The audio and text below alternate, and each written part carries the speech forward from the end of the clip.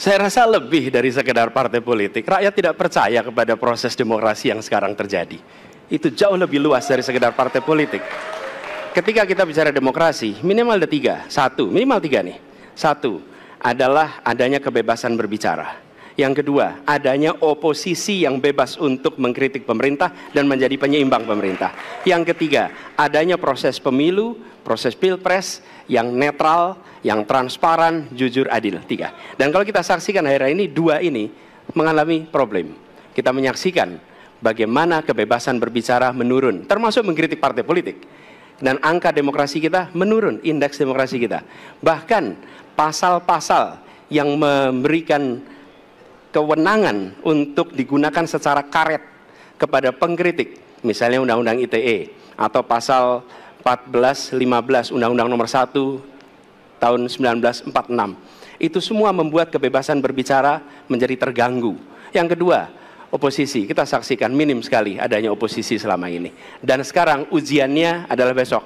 Bisakah pemilu diselenggarakan dengan netralitas, dengan adil, dengan jujur? Ini ujian ketiga. Jadi, persoalan demokrasi kita lebih luas dari segala persoalan kepada partai politik. Nah, bagaimana untuk partai politik sendiri? Partai politik baru mengembalikan kepercayaan. Tapi di sini ada peran negara.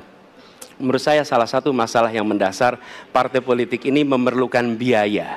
Dan biaya politik selama ini tidak pernah diperhatikan di dalam proses politik. Untuk kampanye, untuk operasional partai, semua ada biayanya. Sudah saatnya bisa dipertanggungjawabkan. Jadi salah satu reformnya adalah reform pembiayaan politik oleh partai politik. Terima kasih. Baik. Waktu sudah habis, terima kasih. Kini kami persilakan calon presiden nomor urut 2 untuk menanggapi jawaban calon presiden nomor urut 1. Waktunya 1 menit, dimulai dari sekarang. Mas Anies, Mas Anies.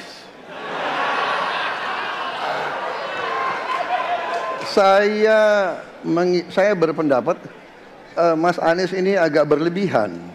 Mas Anies mengeluh tentang demokrasi ini dan itu dan ini. Mas Anies dipilih jadi gubernur DKI menghadapi pemerintah yang berkuasa.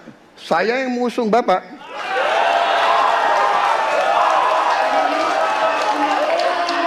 Kalau demokrasi kita tidak berjalan, tidak mungkin Anda jadi gubernur.